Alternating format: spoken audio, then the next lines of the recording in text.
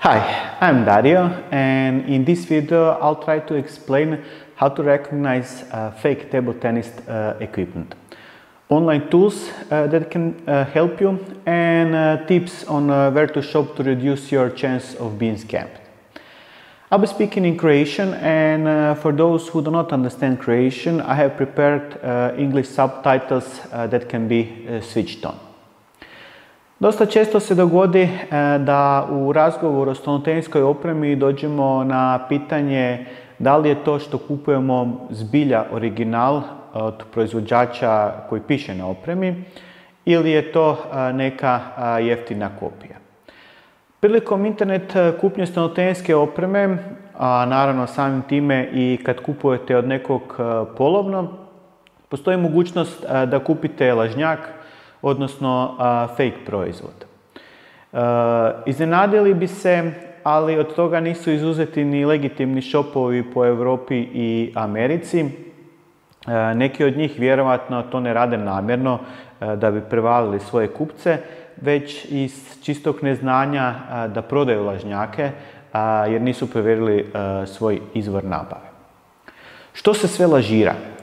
Prije su to bila Butterfly drva i gume, Stigina drva, DHS gume i to one skuplje Provincial, National i Player verzije, te također odjeća i obuća od Ling Ning i Butterfly. Sa ostalim brendovima i opremom smo više manje bili sigurni. To je, kao što sam rekao, bilo nekad. Danas postoje lažnjaci skoro za sve brendove i to skoro za svu opremu, od loptica, tuninga, guma, drva, odjeće, obuće. Razlog je, pretpostavljam, jer su cijene drastično porasle i onda se isplati proizvoditi fake proizvode. Međutim, još uvijek je najviše lažnih proizvoda od DHS-a i Butterfly-a, jer su oni najskuplji i najviše se prodaju. Neki proizvođači su se odlučili boriti protiv toga i ako znate to iskoristiti, odnosno provjeriti, možete s velikom sigurnošću biti sigurni u porijeklo kupljenog proizvoda. Ja ću vam sad pokazati za dva proizvođača kako provjeriti da li je proizvod original ili je fake. Krenimo od DHS-a, koji je vjerojatno jedan od najčešćih brendova čiji su proizvodi lažirani. Shvatio sam da jako puno, odnosno čak većina kupaca DHS proizvoda s kojim sam bio u komunikaciji, ne zna da mogu provjeriti porijeklo kupljenih DHS proizvoda. Ne možete provjeru napraviti za baš sve njihove vrste proizvoda, ali oni skupljih možete. Tako na drvima i gumama, nakon što ih otvorite iz originalne ambalaže, možete naći naljepnicu koja je najčešće zlatne boje, ali može biti i neke druge. Ono što je bitno je da ćete na njoj naći srebrnu foliju koju sastružite s novčićem kako bi došli do jedinstvenog broja za vaš proizvod. Kad imate taj broj, odete na adresu dhs-sports.com /html i upišite ga odgovarajuće polje.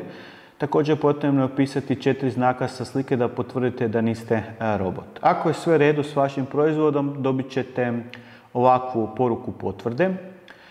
Idemo ponoviti postupak, ali sad ću namjerno upisati pogrešan broj. Zadnju znamenku ću umjesto 4 staviti 3. Vidite da smo dobili drugačiju poruku u kojoj piše da takav kod ne postoji i da se radi o fake proizvodu. Ajmo ponovno upisati isti onaj ispravan kod s gume.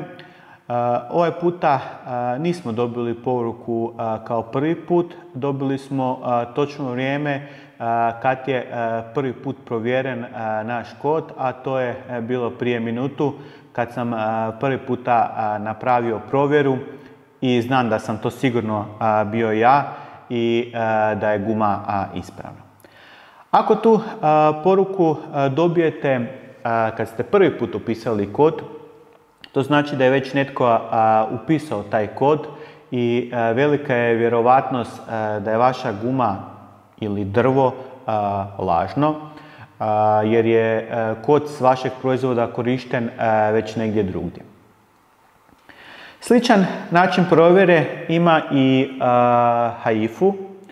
Ovdje imam njihova dva National Boostera koji imaju na različitim mjestima šifru proizvoda s QR kodom. Ovaj veći na poklopcu bočice ima naljepnicu koju kad odlijepite ispod možete doći do QR koda i šifre, ali već sam to više puta odljepljivao pa se potrgalo. Na ovom manjem pakiranju na bočici sa strane se može skinuti naljepnica ispod koje se nalazi QR kod sa šifrom.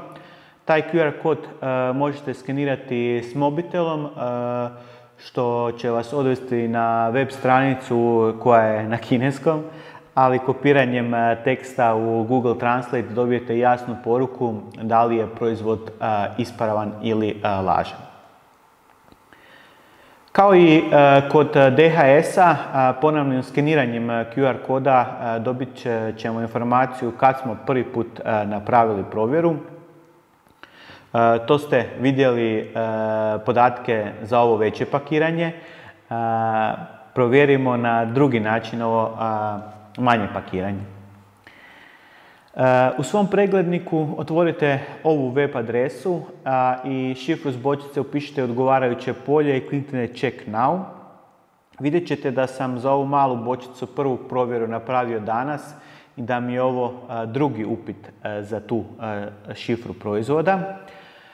Ako upišem pogrešnu šifru, dobit ću da ne postoji i to znači da je proizvod fake. Dok ponovno upišem ispravnu šifru, mogu istu provjeru napraviti do 5 puta. Nakon toga se ta šifra proizvoda zaključa.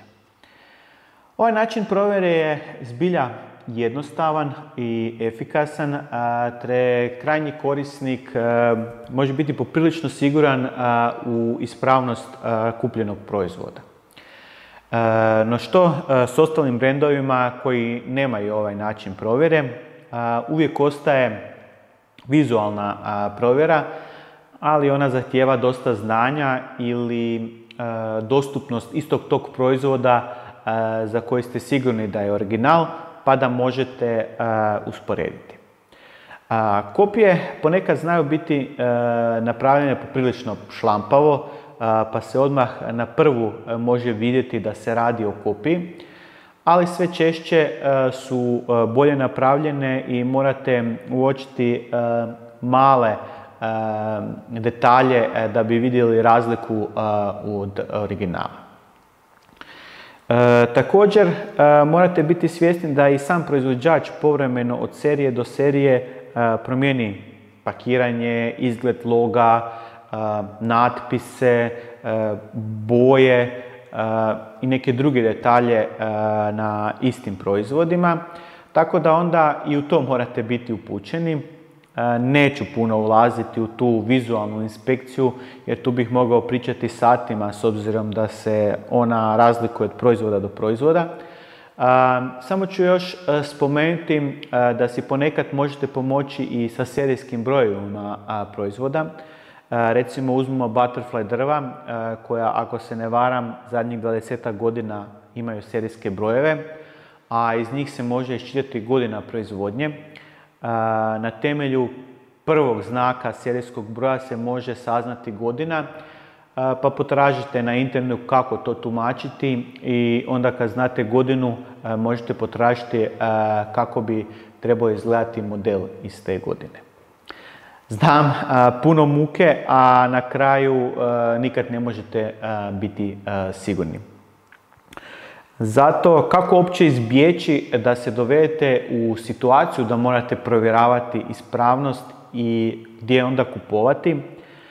Ako kupujete polovno, tu se iskreno ne možete puno pomoći, jer čak i ako netko ima račun da je kupljeno u određenom dućanu s postojanim kredibilitetom, to To naravno ne znači da je račun baš od tog modela kojeg vama prodaje, jer serijski brojevi proizvoda ne pišu na računu.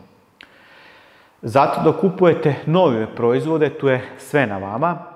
Ako ćete otići na AliExpress i naći super duper ponudu gdje je guma koja inače košta 110 eura sad snižena na 20 eura, vjerujte mi, za to je iznimno mala vjerovatnost, odnosno velika je vjerovatnost da kupujete teški fake.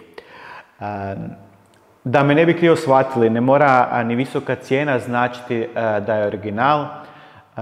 Čak i neki dućani u vašoj zemlji koji su specijalizirani samo za prodaju stanotenske opreme, ako dobro ne provjere svoje dobavljače, možda nisu ni svjesni da prodaju fake.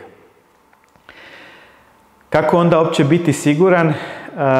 Očito treba paziti svugdje, ali vjerojatno ćete biti najsigurniji ako opremu kupujete od samog proizvođača ili njegovog direktnog zastupnika za zemlju ili regiju. Tu je rizik najmanji da dobijete fake, a čim se uključi neki preprodavač ili više njih u lancu, veća je vjerovatnost za fake. Još jednom napominjem, čak možda i nenamjerno, jer prodavač ne zna da ima fake, ali on je treći ili četvrti u lancu kojem je prodano.